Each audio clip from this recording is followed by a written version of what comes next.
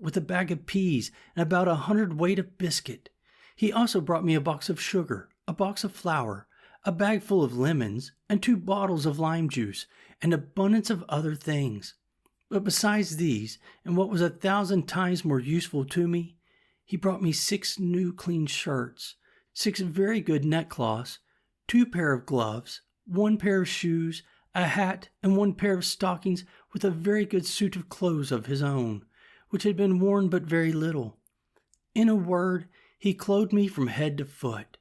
It was a very kind and agreeable present, as any one may imagine, to one in my circumstances, but never was anything in the world of that kind so unpleasant, awkward, and uneasy as it was to me to wear such clothes at first.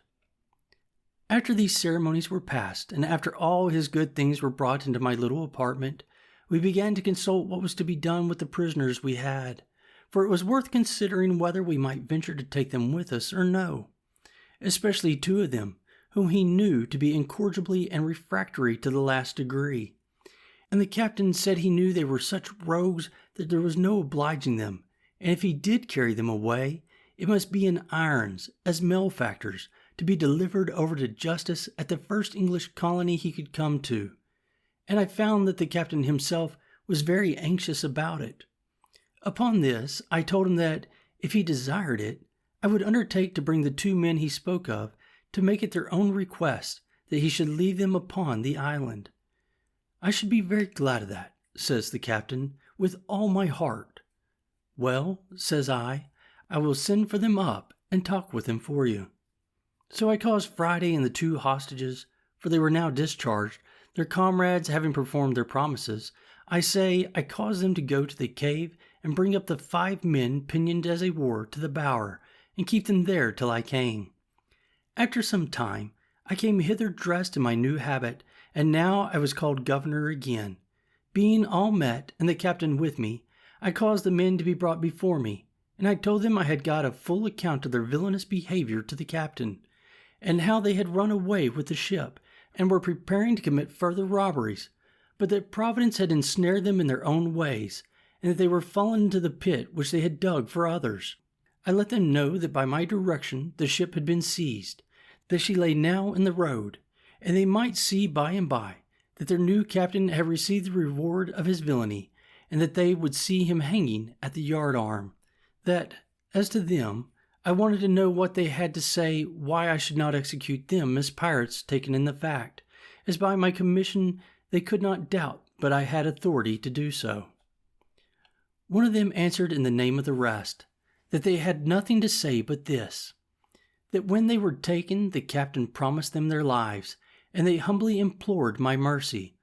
But I told them I knew not what mercy to show them, for as for myself, I had resolved to quit the island with all my men, and had taken passage with the captain to go to England. And as for the captain, he could not carry them to England other than as prisoners in irons, to be tried for mutiny and running away with the ship, the consequence of which, they must needs know, would be the gallows. So that I could not tell what was best for them, unless they had a mind to take their fate in the island. If they desired that, as I had liberty to leave the island, I had some inclination to give them their lives, if they thought they could shift on shore. They seemed very thankful for it, and said they would much rather venture to stay there than be carried to England to be hanged, so I left it on that issue. However, the captain seemed to make some difficulty of it, as if he durst not leave them there. Upon this, I seemed a little angry with the captain, and told him that they were my prisoners, not his, and that seeing I had offered them so much favor, I would be as good as my word, and that if he did not think fit to consent to it, I would set them at liberty, as I found them, and if he did not like it, he might take them again if he could catch them. Upon this they appeared very thankful, and I accordingly set them at liberty, and bade them retire into the woods, to the place whence they came, and I would leave them some firearms, some ammunition, and some directions how they should live very well if they thought fit. Upon this I prepared to go on board the ship, but told the captain I would stay the night to prepare my things, and desired him to go on board in the meantime, and keep all right in the ship, and send the boat on shore next day for me, ordering him, at all events, to cause the new captains, who was killed, be hanged at the yardarm, that these men might see him. When the captain was gone, I sent for the men up to me to my apartment, and entered seriously into discourse with them on their circumstances. I told them I thought they had made a right choice, that if the captain had carried them away, they would certainly be hung. I showed them the new captain hanging at the yardarm of the ship, and told them they had nothing less to expect. When they had all declared their willingness to stay, I then told them I would let them into the story of my living there, and put them into the way of making it easy to them. Accordingly, I gave them the whole history of the place and of my coming to it, showed them my fortifications, the way I made my bread, planted my corn, cured my grapes, and in a word, all that was necessary to make them easy. I told them the story also of the 17 Spaniards that were to be expected, for whom I left a letter, and made them promise to treat them in common with themselves. Here it may be noted that the captain, who had ink on board, was greatly surprised that I never hit upon a way of making ink of charcoal and water, or of something else, as I had done things much more difficult. I left them my firearms, 5 muskets, 3 fowling pieces, and 3 swords. I had above 1.5 barrels of powder left, for after the first year or two I used but little, and wasted none.